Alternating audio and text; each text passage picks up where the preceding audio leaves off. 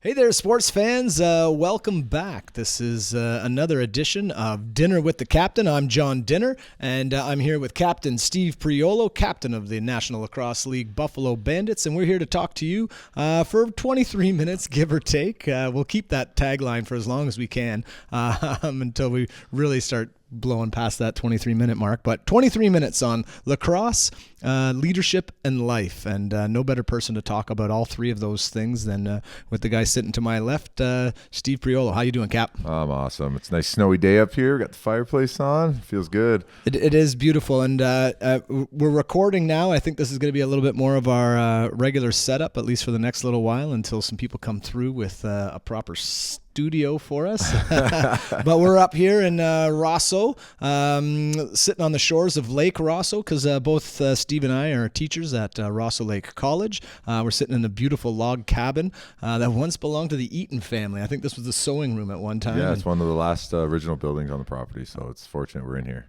I would imagine that 100 years ago, someone sitting in here sewing probably wasn't talking about lacrosse. Probably just trying not to freeze to death.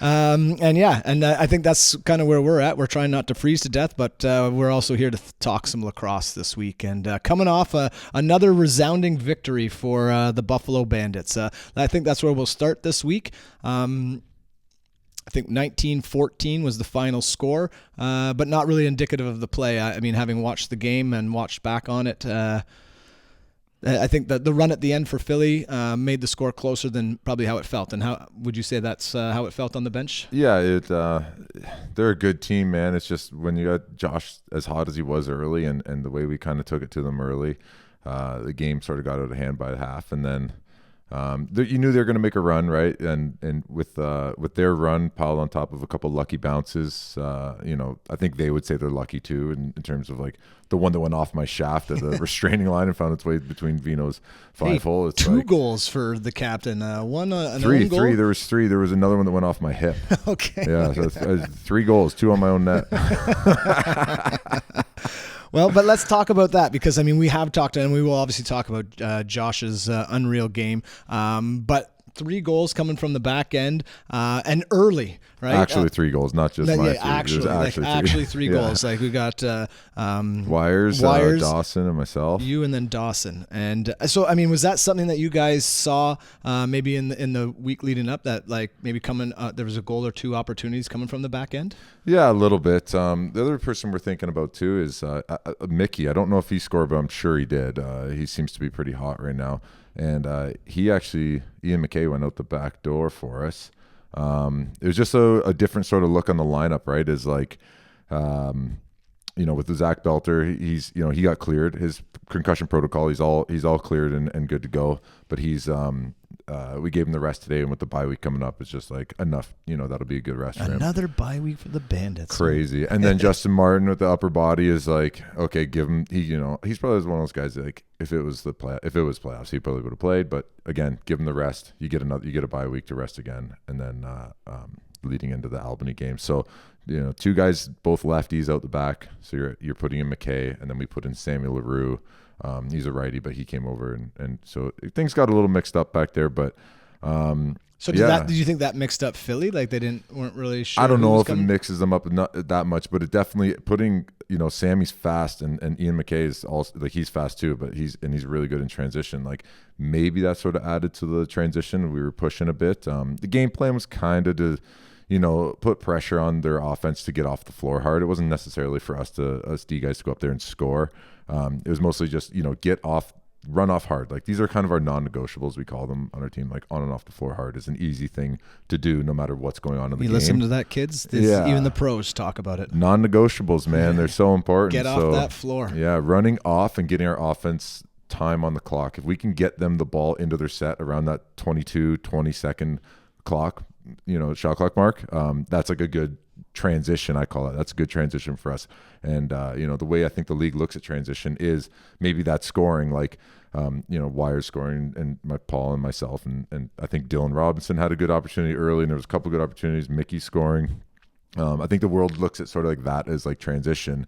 To me, that's sort of like breakaways. That's like not necessarily all encompassing of transition. Like I think, Buffalo prides itself on our ability to get on and off the floor hard, let our offense play, and our offense lets our defense play, and get into those 5-on-5 games as much as we can. But it was fun, man. Paulie scoring, like Wires got his first goal. Like these are two guys that are sitting there blocking shots all day on the man down, and both of them scoring. Like honestly, so happy. Couldn't be any happier for those guys. I'm sure it makes the bruising from soaking a few shots later in the game not feel so bad. Yeah, man, it's fun. This is what we were talking about last podcast, was like lacrosse is fun, and all aspects of lacrosse is fun. It's not just stopping guys on defense and doing stuff. Like every once in a while with Paulie scoring, like, kudos, tip your hat, and it's fun, man.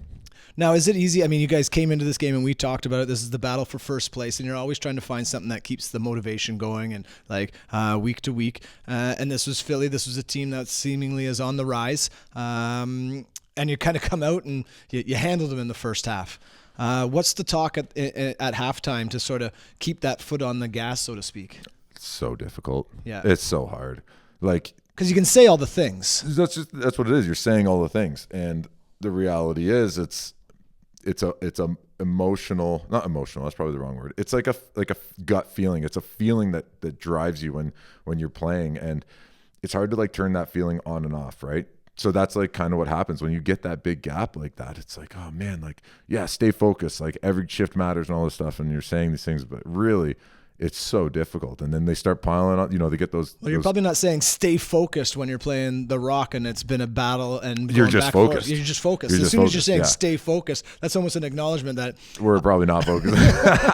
Right? Like you're saying it says like, it's too little too late. We're already not focused, but we're trying to do anything. So, I mean, knowing that, they did hit their run sort of late in the third took it into the fourth quarter. I think they scored 4 in a row, maybe even 5 in a row. Look at that. 6 in a row. 6 in a row. Yeah. I mean, I'm sure that's going to be talked about during team meetings. I think there was a couple things that we struggled with this game. One just being like easy loose balls. Like not necessarily those hard ones where it's a 1-on-2 or you're battling or you don't really have a chance at it, but like easy in the middle of the floor loose balls. Just getting the ball out of our end, like stuff that, giving them a second opportunity. And that's a team that you don't want to give a second opportunity to. They're all really good shooters. They're all threats. Like we talked about their offense before. It's, they have a very stacked offense in terms of like firepower. I thought we did a good job mostly of keeping them where we want to keep them. But the goals they scored were just losing, we're giving them open shots, and that's a team you don't want to give open shots to. That's reality. I mean, who's talking in a 6-goal run? Like, is this on the defense, or is it like, hey, offense, like stem the tide here and put one in? I don't think we could have blamed our offense for anything. They were on fire. 19 goals, right? Like, hey guys, we need 20 tonight. Yeah. It came down to the old adage of Adam Bomberry said it. It might have been last year or the year before, but it was like, he's like, just cover your man. Like, just stay on your man. We'll figure everything else out from there. Like, we get into that habit of these guys when they come together and they cluster up and they're moving around so much. It's like they're taking advantage of us switching on the ball and having 2 guys on the ball. And if you watch, a lot of these clips are like slides for no reason, or 2 guys covering the ball and the guy's open, and that's like not that it's uncharacteristic, but that's just like something that's easily avoided by covering your man. Start there, right? And it's like, when you simplify the game that way, it makes it, it simplifies the game for everybody, right? You're like, okay, so we'll start at ground zero, just cover your man, and we'll go from there. And then as they adjust, we'll go. Because it was coming off the bench, like Katoni on his wrong side coming off the bench, and a lot of just like losing guys in the cluster. And I feel like that's not something that needs to be overthunk. Just cover your man. We're not thunking about anything here. But so the run is happening, and now I'm curious, as the captain, like I know you've got a pretty veteran group, and you guys have been through it all now, especially over the last 3 seasons leading up to this one, but even pre-COVID and all that stuff. This is a group that's been together. Like, are you saying anything after the 6th goal? Is it just like a look that you guys are giving each other that like kind of enough is enough? Because it does seem, I mean, you look at it, and I mean, they were spaced out goals. It wasn't like it was like 3 consecutive draws and they were scoring, but it was spaced out. But then Buffalo sort of puts the nail in the coffin, so to speak. Yeah. We knew our offense was on fire. Just get them the ball and start making stops. It's like, again, it goes back to that feeling in your stomach where you just like grate your teeth and you're like, okay, we gotta dial this in. And no one's saying stay focused anymore after that 6th goal, because you guys are probably pretty grumpy. Well, I was talking about with JT after the game where you're sitting there going like, man, imagine that one that went off. Imagine it was a 1-goal game and that one went off my shaft at the restraining line and went in the net, and you're sitting there going like, that's the deciding. You know what I mean? It could have went. We're just fortunate we had a big lead, and I don't know, man. It's not that you can turn the switch on and off, but it definitely went off for a bit, and we had to turn it back on for the last like 8 minutes or whatever it was. I remember looking up and it was like a 9-minute mark, and I said to Chucker, I said, I will play the rest of the game. I can run for 9 minutes. Like, we need to win. Let's just win this. Like, let's, not that we shortened the bench, but but it was like, okay, Mickey, go play offense or whatever you need to do. Like, you get comfortable. We're just going to run sort of our top sort of 5-6 guys here as much as we can and sort of fill in the other guys. You can't do it the whole game, but when push comes to shove, you can sort of, it's shortening the bench. Like, it is. Is it good for that? Like, cause I mean, I'm sure everybody wants to see the runaway, and it would have been great to be able to come back and it was a 21-9 game or whatever it was, because that's where it sort of was how it was feeling going into the half. That's how it was going to finish. Is it good for you guys to get that pushback and to be reminded of the switch doesn't just turn on and off? Yeah, maybe. Like, it's never good to. I don't know. Maybe it is. Maybe it is good to blow a team. I have no idea. But even with Josh scoring all his, like, he scored almost all his goals in the first half. Right. I don't know if he scored any in the second. And it's this he's not taking his foot off the pedal because he's playing really good. But it's this adage of like, I have enough now. I need to find my teammates, and the teammates are all going, "Keep shooting, you're hot. Like, keep going." Like, what? Like, so it's really a mental game at that point of how to stay. I don't know. I feel like we're beating a horse here, but it's like, it's. Well, it's I mean, difficult. It was only 1 goal, but it was 4 assists in the second half. Yeah, well, everything goes through them. And the last 3 goals, yeah. But so you guys have spaced yourselves out 5-0. We've talked about sort of 6-game segments. We got another bye week before our 6th game, and it's against Albany, who is, I would say, struggling, coming out of a season where I think they were the surprise team last year, kind of expecting them to maybe continue to roll that, and now they're going to be 2-5. They play this coming weekend, so they may be 2-6. They may be 3-5. But a 6-game segment. Was it a goal to be undefeated in those 6 games? Like, now that you're looking back at it? Yeah, I guess so. I mean, it's always the goal, but the way we feel right now, though, is that we're the best team, yep. right? And I guess you kind of have to feel that way, but it's. Well, it's hard for a team like Toronto to feel like the best team at 1-5. And we've also felt like we were the best team in 2019 and 2022, and we lost both those years, right? So it's about building slowly. Like, you can't just say, oh, we're 5-0 and we're gonna make playoffs and we're gonna sort of coast in. It's about we're still preparing for May. There's going to be stuff that JT is going to be like, hey, I need to try some things a little bit to see what we got. So, he's going to put us in difficult situations just to see different looks and different things. And guys staying healthy is super important. So it's nice to have Kluche come back, another firepower guy up front. And it's going to be an interesting game against Albany. It's a Tucker night too, so I know we'll talk about that next week. And that's basically the entire next week's episode. Yeah, we're going to talk about that because that's huge to you and huge to the community in Buffalo, and growing throughout the entire NLL. We'll be talking about the Tucker Cup. He would have been 19 this year, dude. Right? Like, I'm getting a little goosebumps, and I mean, I come to this from the outside looking in. But I mean, the rest of the week was, again, I mean, building upon like the craziness of 2 weeks ago now, I guess, and getting, I mean, one of the world's biggest podcasts is talking about the sport, the Rogan show, and then it shows up, and it's week 8, and all 14 teams are in action. Lots of eyes on the sports, and great games all the way through. 2 doubleheaders, or like, I know Philly played again against Vancouver. They beat them by 1. Right. I don't think Ottawa had a second game. No, they just had the 1 game. So, yeah, Philly played twice. And I think that is it. Sask lost. Vancouver. Well, I guess Vancouver had a doubleheader too, because they played Philly. Yeah, true. Right. So, the 2 teams that played twice. But Ottawa gets the 9-8 victory. Dude, that was a wild game to watch, was the Vancouver. And I was like, man, Higgins really stood on his head. And, it's... they didn't really do the scout on Hagee very very well, because they were shooting it and it seemed like he knew exactly where they were shooting that ball every single time. So that was a pretty wild one to watch. And then we had the rematch of the like goals galore from the week before, 37 goals between Halifax and Roch, and we will touch on it. Halifax getting that 0.1 second goal to take it to 19-18, and they come back, they travel out, and it's a 10-9 game. Obviously, some talk to the defense. Yeah, it must have been. I like, it's interesting. I'm gonna have to watch it, but I'm sure they just settled down a bit. But that's the thing, is like these games, every game is so different than the one before, right? So even our games, sometimes the offense wins you games, sometimes the defense wins you games, and it's just how the game is going, how it's being played. Like, not to jump too far off topic, but what we were talking about before the pod was like the football this weekend, right? And it's like, you never, like, as much as you know what you're going to sort of get, like every single game matters so much, right? So the scout changes, everything changes. You're preparing all week for one moment. So you can't sit there and go, okay, Halifax got 18 goal score against them, so now everybody's just going to light them up to double digits all the time, right? It's like, no, they have 7 more days to prepare for that next game. So you're obviously going to make changes and dial things in and watch video and different matchups, how things work, right? So and try to put yourself, because I think the other similarity between football and lacrosse is sort of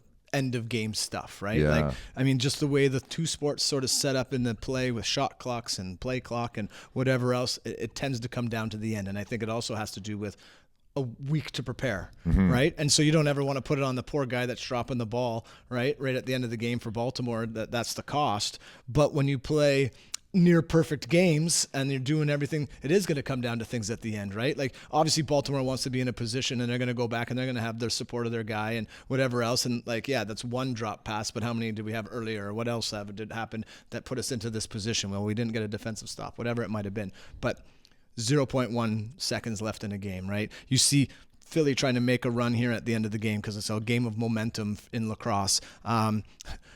Games between the Rock and the Bandits in the previous 2 playoffs, like coming down, like Rock just not scoring in time to take it into overtime, or scoring in just enough time to put it into overtime. Guys staying out of the crease, and you think about that sideline with football or the end zones and stuff. It's so similar. Yeah, it's funny. Like, so that's what I talk about with my dad, is like how similar lacrosse is to football, and how people compare it to hockey all the time. Right, or basketball, right? And I think that's just an easy one, as we said, right? You look, the arena's like, the floor is the same, the setup is the same. It's a rough game, it's a fast game. Hey, it must be hockey. Oh, look at that, they're setting screens and rolls and picks. Oh, it's kind of like basketball and those kinds of things. But yeah, the idea that it's very similar in the mentality of football, right? Like the way that you're preparing and the way that you're setting yourself up and the way that, I mean, do you guys script anything? Like, I mean, you guys have come out fast, and we talked about this right at the very beginning of the season, that you kind of hoped, right? You guys had traditionally been like a fourth quarter team and kind of figured things out, and then the offense would pour it on.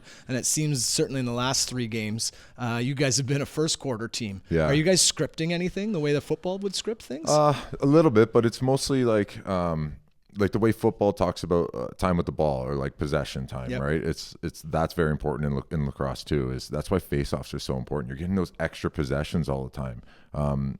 It's funny. I don't think it's really kept track of, but it's like offensive time with the ball is, a lot of times indicative of how you're controlling a game, right? If you can get a team to sort of shoot early in the shot clock as a defenseman, if I can get them to either shoot early, or if they're a team that runs transition a lot and it's like they're just running up the floor shooting, Vino makes a save, we get the ball, we're back on offense. If you think about that 1 minute, we've had the ball for 50 seconds, they've only had it for 10. Right. So it's like time with the ball is an important thing. So our offense is really good at getting those offensive rebounds, those resets, those.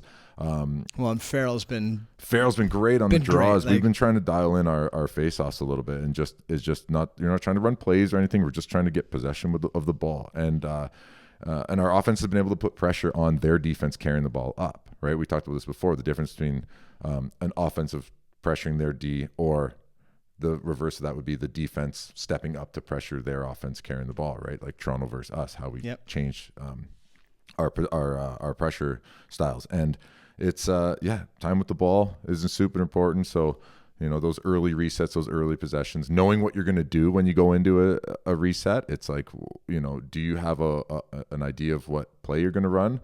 even though you're not on the bench and talking about it. It's like, how many resets can you run and how many different plays can you run off those resets, right? So that's all comes in the preparation for the week. And the preparation for the week comes down to those 6-on-5s, right? It's like, what are you going to do if there's 10 seconds left and you need a goal? What are you going to do if there's 10 seconds and you need to stop a goal? Like, what does their team do? And what are, they're going to run a different play than you've seen on video, but what are their tendencies? And how do you match those tendencies with how do you counter that? So there's a lot of preparation, man, that goes into the week with videos and script or whatever, and trying to figure out the other team. I think that's very similar to football in terms of like that sort of style of stuff. So there it is. There's the growth of the sport, right? We take all the best aspects of hockey, basketball, football, and we roll it all into and it's NLL action each week. But you talk about time on the ball and the importance. And the next game of the week is the Rock getting their first win against Saskatchewan.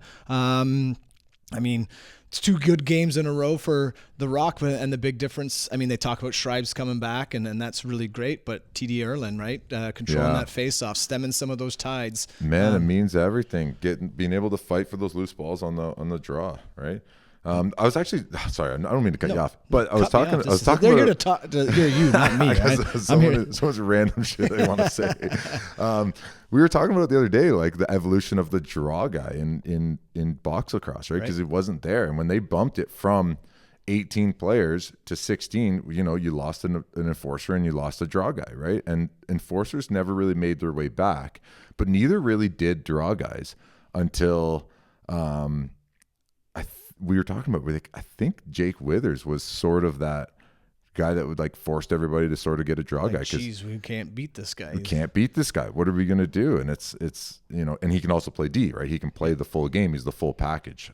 And he can fight. He's the full package, triple threat buddy there. But it's like, so it kind of forced like, I think Philly went and got Trevor Baptiste, and then it was like, oh gosh, now nobody's winning draws. Then you start seeing, Max Adler and TD Erlin and Joe Nardala and all these draw guys, Hammer Jackson. It's just like now it's in the league now, right? It's because somebody saw a loophole, got really good at draws, and was like, hey, I'm just going to win these all the time. Other than that, it used to be more or less a 50-50, I bet, where we would just scrape at it and get it out of there. And so it's kind of neat. It was like it kind of gave another dynamic to sort of like this special teams aspect of lacrosse. There it is. Another tie-in with football. Special teams, right? Yeah, special teams. Take a lap. Just one guy running around. Then we had Albany, who you'll face in a couple of weeks' time. They take down Colorado at home, or they take Albany's at home and they take down Colorado. And then we finish off another close game. Calgary. The place was rocking. What do they call it? The Rough House. The Rough House. Yeah, I guess. To get that 12th goal and overtime against Georgia. And Georgia, man, they're just on the short end stick of things right now. I stand by the fact that they are a good team. I'm standing by that. Like, I know they've lost 3 in a row now, 2 or 3, and it's like I stand by the fact that they're actually not indicative of that. There's they're still 4-3, but you're right, 3 in a row they've lost, and tight ones though, right? So they were 4-0 and they've lost the last 3. Yeah. So this is it, man. What are we, 5-0? Like, you never know what the heck is going to happen in this league. I don't know what's going on their team necessarily. If they have everybody, like, judging by watching, it seems like everybody's sort of there still. Yeah. But there must be just something that's off, and they need to sort of find that switch, because they're, on paper they're athletic, they're dynamic, they're great goalie, great coaching. It's so it's interesting, yeah. And then we go to Vegas, and I don't think that there's too much of a coincidence that it's their most attended game, and it might be their first sellout. On Wayne Gretzky night. But also, like, again, a lot of people that are in Vegas are listening to that podcast that mentioned us, and yeah. Now all of a sudden a few more eyes are on the sport, and Vegas goes out and puts on a great show, and taking down again one of the top teams in San Diego, wins 12-10. But it's again, bring up my father, but he talks about, he's like, you guys need gambling in this sport. Like, and we do now, we have it. I think it's kind of like hidden, but not hidden, but it's just not talked about as much. Sure. But the more people can stay engaged in ways, you're betting like a pro line. It's, I don't think we're on pro line, but when you're in Vegas and you can make these bets, you're going to stay engaged. But that comes with take the over. And yeah, but it comes with like having to have good stat lines and having to have all this stuff. Because if you're somebody that's going to make a, you want information. You could probably make a killing on betting on lacrosse right now if you're paying attention to what's going on in the league, and like if you're kind of rising above what everybody else is saying. Yeah, because I don't know if they're bookies or whoever it is making these lines. Yep. I don't think they're paying as close of attention as people who are they're going to pay watching the attention games. to what the money comes in at, right? Someone puts $100 bet on, they're not going to really look too closely. Yeah. 50 guys put $100 bet down. Okay, let's take a look at why is all this money landing on one team? Exactly, right? So it's the more betting we can. Again, back to football. Yeah. It's like that's the thing is you sit down on a Saturday night and Sunday for football, and you're watching your games. You got all these games going on, and you're watching your bets come in. It's like that's eyes on the sport. That's only going to bring more popularity. It's only going to be better for the players, for TV contracts, for everybody that's watching, and hopefully it's fun for people, because that's the end of the day. It's like it needs to be fun for us, needs to be fun for the people watching. Put out a good product, make it engaging, and then everybody's having a good time out there. Yeah, and then our last game of the week, it's the doubleheader for these two teams. It's in Philly, trying to steal some of the thunder of other things that were happening on a Monday in the south of the border from us. But Philly takes down Vancouver 14-13. A really, really great game if you watched any of it. But I mean, you could kind of tell two tired teams. Yeah. And on a Monday. Well, that's what I was. So I mean, when we talk a little bit about the life aspect of sport, right? I mean, we're talking like more money for players and more money for everybody. Vancouver is out here for 5 days essentially, out on this side of the world. Like, what's that? What kind of things are having to happen to make that happen for these guys? Like taking time off work, asking like, yeah, I don't know what all their jobs are, but like I know they got some firefighters on that squad, and I don't know if they had to fly back in between to work a shift or what it is, or if guys are working online. I know my roommate Matt Spanger, he a lot of times can bring his work with him online and get his job done there. So hopefully guys are able to do that. I don't know where Mondays fall in terms of our collective bargaining agreement. I know it's like for sure Thursday to Sunday, sort of they can schedule anything sort of in that time. But the more you schedule outside of like sort of the weekend, it kind of messes with the majority of the league. I know like the Buffalo is pretty fortunate that we have a lot of guys that work, for the team or around the team or work in Buffalo. Like Kluchi's got a job outside of the team working, for Nichols High School or whatever. Right. And it's, the more you can stay to those weekends, the easier it'll be on the guys. That being said, the more you spread it out, maybe, I don't know, does it become better for everybody? Because then you start entering that sort of like hockey time where it's like, you watch it anytime between Thursday and Monday, and it's, or basketball where you just, you spread out the eyes too much. It's I never know when the Raptors are on, right? I never You never know. You just come across it. I might have at one time in my life. Yeah. But it's kind of nice. It was nice. Like for me, I like when I play a game on Saturday and then, I'm done. I'm looking at their scores. What did everybody else do? Where did everybody move in the league and things like that, right? So I don't mind the like Friday to Sunday. Monday's kind of pushing it. Thursdays suck. And then the one time they tried to make us play on a Tuesday in Halifax, and like we're like, nobody can make this game. Like I don't know what you're talking about on a Tuesday. And we played. Then we had a Thursday game that week in Colorado. So it was gonna be like Tuesday, Thursday, both away games. One in Halifax, one in Colorado, and it was like we had to go to the union and be like, this is which isn't even happen. blinked about for a basketball or a hockey player, because you're getting millions of dollars, and that's just the life of what that they get to do, and then that thing. But like, I mean, and I know, and that's not to pay, like they have lives outside of hockey and basketball, and I mean things happen, and in some level though they're being compensated for the inconvenience, right? And it's like for us to make that jump to being compensated for that inconvenience, it's bigger than just a couple extra bucks. Could lacrosse go to an 82 game season if you guys were getting paid $14 million a year? I don't think so, man. That's too many games. Like it's the arena's so big. Like we're playing on a NHL sized arena, right? So those guys are skating. I don't know if you've ever skated versus running, but skating's way easier. Like, you get up and down a lot quicker than you do running. It's easier once you learn. It's but that's a large amount of running, and guys like myself that are playing 25 minutes plus a game, sometimes close to that 30-minute mark a game. It's a beating on your body, right? And it's same with football. There's a reason these guys spread out these games, because it's a big toll on your bodies. Personally, I'd like to see us get more games, because if we could double the games and double everybody's paychecks, that seems like apples to apples. Like Right. it seems like something that's plausible. I don't know the ins and outs, and especially with scheduling or whatever. But I think that'd make everybody a little more happy. Yeah, sure. And because Get to a 26-game season or well, something. dude, we have how many bye weeks? 5-6 bye weeks. I'm like, Yeah. well, there's 5-6 games we could have had, Right. and still keep the rest of our schedule the same. Yeah. And what are we at? 18 games right now. That brings us up to that 24 games, and it's like, maybe 30 is not necessarily out of the realm. Has there ever been that many games in an NL? I don't think so. No, it's always, maybe, but I don't think so. Yeah. I think it was lower. I think in like 92 it was like 12 games or Sure. 8 games or something Right. silly. Like it's just barely a season, right? And Yeah. Just enough to kind of break even for some of those teams, get enough people through the door, and organize some sort of version of first, second, third, fourth, fifth, and have everybody play each other, right? Yeah, sure. So, yeah, man. Football and lacrosse. I think in terms of economies, probably at different scales, but we're moving that in that direction. And this is sort of the last thing I want to talk about this week, because we won't really preview too much for next week, because we do want to talk about Tucker, and we want to talk about the importance of all that stuff. But Tucker came to the game of lacrosse at a really young age, obviously because of his family's involvement with the game. But this week marked the opening of lacrosse registration across much of Southern Ontario.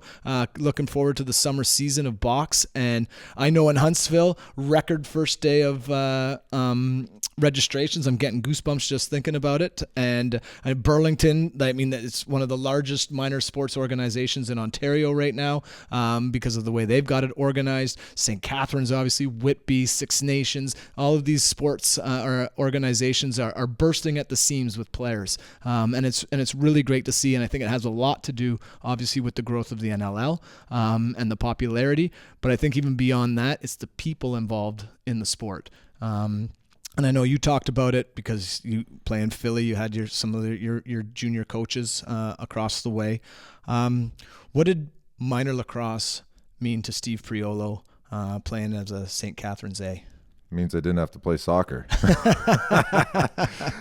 I don't know, man. It's such a tight community in St. Catharines. It was like if you play to this day, if you play lacrosse or if you're part of the old boys club, you've played the A's or Spartans or whatever, you're part of like a group, you're part of a community, and they do a really good job of keeping that community together, right? And even the coaching staff, with Robbie Taylor and Ian Rubel and even Patty McCready on that Philadelphia Wings. I'm like, that's my junior A coaching staff. Like everybody stays involved. Everybody's just so tight. And I think the lacrosse community is growing, and they're realizing how great lacrosse players are, and how we're kind of sort of that blue collar group of people, right? Where it's nice to give back and it's nice to get involved. Like, look at us. We're doing this podcast. Nobody's listening, but we still do it anyways because it's fun to talk about this stuff, right? And if we can get a couple extra kids to register here in Huntsville, and I'm taking full credit. This podcast is blowing up in Huntsville, coast Ontario. to coast, and certainly up the 141. But the back of the bird, like that, they're talking about it, right? Josh and Dane show. Everybody's sort of, those are just the three on the Bandits, but it's like you're talking about lacrosse. You're promoting it. You're talking about the benefits of it, how fun it is, and hopefully that messaging just keeps getting out. And then now we have these guys that have played lacrosse during the early 2000s. They're coaching and their kids are coming up through, and it's all just everybody likes to give back and keep going. And I feel like we're a personable bunch. I feel like we're like nice to be around, fun guys, and it's nice. The best, right? And I'll use my experience of starting out in Burlington to have a guy like Bill Greer, Sandy Chapman, Dan Dawson, Paul Dawson. Like, I mean, you're talking Hall of Fame guys, coaches in the NLL, like all of these things, and it came so easy to them, and the joy of the sport. I mean, it sucked my boys in. But then again, we came up to 400 and moved to Huntsville. We were a little bit concerned about maybe the lacrosse wasn't going to be the same, and we come to an organization that's been around for 50 plus years, and I mean the green and gold is like it's on the rise, and people are talking about it, and you see players that are going down, and they travel down the road to go to Oakville to be part of the Rock Stars and to be part of, and so you're starting to see that, right? Like you're starting to see little pockets of these not private clubs, but private clubs that are out there, and they're being run by former lacrosse players, right? It's not just some dad that like his kids liked it. It's like, no, these are people that are in the sport because they love it and they want to give back, and there's an opportunity for more. Yeah, exactly. And the school program stuff. I think Shawnee Evans's school program is like Evolve, and they're getting around. And Buffalo has one. You know, all the rookies on the team that are living in Buffalo, that's sort of part of their contract is that they get to go do the school program, and it's nice, right? Like, you know, how many kids are you reaching every day when you go to those school programs? You know, even us here when we just run a free Sunday, it's like, hey, anybody in the area that wants to come learn lacrosse, like come. It's all free. Show up. We have a stick for you if you don't have one, but bring one if you want to bring your own, and just get, you know, sticks and hands and balls and sticks, and here we go. And it's a great sport. So if you're listening to this and you've got a youngster that's thinking about and you're not sure what to do with them this summer, you can't go wrong with the sport of lacrosse. So many life lessons. They call it the medicine game, the creator's game, for a lot of reasons, and a lot of it has to do with the teachings and just the way that game is played. Get knocked down, get back up, and get at it. And we're going to get back at it because we've gone once again 35 minutes. Oh my god, over time. But we love it, and I hope you're feeling like you love it. We're getting lots of really great feedback, which we really, really appreciate. Thanks to those of you that are listening. We'll be back next week, and we'll tee up that game, and we'll probably talk a lot about just how deep this sport runs once you've gotten into it. Right on, Dinner. All right. Thanks, Cap. We'll see you next week. Thanks for listening.